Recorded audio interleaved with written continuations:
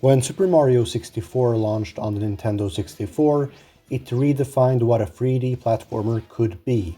At the same time, Sony's PlayStation carved out massive success of its own, while Sega Saturn stumbled in marketplace with their mascot Sonic lacking a proper 3D showcase, relegated to spin-offs like Sonic 3D Blast and Sonic R. Sega needed a bold answer. Enter the Dreamcast and its flagship launch title, Sonic Adventure. This game was Sega's chance to rival Nintendo and Sony, push new hardware, and finally bring Sonic into 3D. The Dreamcast itself was ahead of its time, with online features and disc-based media, and Sonic Adventure embodied Sega's ambition. Making Sonic work in 3D. Translating Sonic's 2D speed and flow into 3D required big changes. A homing attack was introduced to simplify targeting enemies in open space. Dash panels and boosters ensured Sonic could blaze through loop-de-loops, while level design emphasized vertically and spectacle. Character designs were also updated. Sonic grew taller and his eyes turned green, giving the cast a more modern look suited for 3D. What defines Sonic gameplay? To judge whether a character's playstyle fits Sonic identity, 4 key elements stand out. 1. Characters should feel reasonably fast.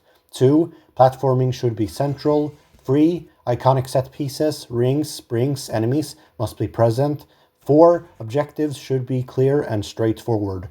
With that lens, let's look at the 6 different gameplay styles. Sonic the Hedgehog. Sonic's story pits him against Eggman, who seeks to harness a mysterious creature named Chaos. His stages are classic Sonic with a 3D twist. Fast movement, platforming, loops, rings, and springs. Levels feature unique set pieces, like pinball minigames in Kisunopolis. Bosses appear, though they're less memorable than in past games. Chaos Emeralds tie into the narrative rather than existing as separate special stages. For the most part, Sonic's gameplay nails all 4 pillars. The only weak spot is Skydeck, where gravity gimmicks and tight platforming can frustrate. Still, Sonic's campaign sets the bar. Tails. Unlocked early, Tails' perspective makes Eggman more menacing and gives him a chance to shine. His playstyle mirrors Sonic 3 and Knuckles, with running, jumping, and flying intact. Instead of a spin dash, he has a rolling move.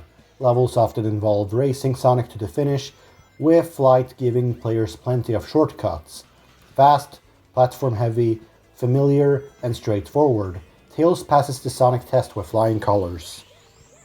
Knuckles. Knuckles' missions revolve around recovering scattered shards of the Master Emerald. His stages are built around exploration, using his gliding, climbing, and digging abilities. With a radar guiding players, objectives are clear, though some pieces like in Lost World can be frustrating to locate. Despite minor hiccups, Knuckles' gameplay checks all 4 boxes. Amy. Amy's campaign takes a different approach.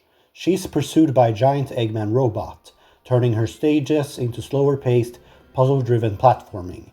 Her hammer gives her both offense and unique movement options, but her lack of speed hurts the experience. While her stages still feature platforming and familiar objects, the sluggish pacing makes her gameplay divisive, and arguably the weakest after Big. Big the Cat. Big's story is about finding Froggy through fishing minigames. Unfortunately, this is where Sonic Adventure stumbles. Fishing lacks speed, barely includes platforming, and has unclear mechanics that frustrate more than entertain. Familiar set pieces exist, but serve no purpose. Big's campaign is easily the low point. E102 Gamma. Eggman's robotic creation that starts as a servant, but later turns against his master. Gamma stages introduce lock-on shooting with a time mechanic, destroy enemies to extend your timer. His gameplay is fast, straightforward, and offers a satisfying change of pace. Surprisingly, it fits Sonic's pillars better than expected, making Gamma one of the standout characters. Hub Worlds and Adventure Flow. Unlike later titles like Sonic Adventure 2, Sonic Adventure features hub worlds connecting its stages. They're small, easy to navigate, and give the games a genuine adventure feel. While some players prefer stage-to-stage progression, the hubs help the world feel cohesive. Final thoughts. Out of the 6 gameplay styles, 4, Sonic, Tails, Knuckles, and Gamma, deliver solid, engaging experiences. Amy is divisive, and Big is undeniably tedious. For a first attempt at 3D Sonic, that's a respectable success rate.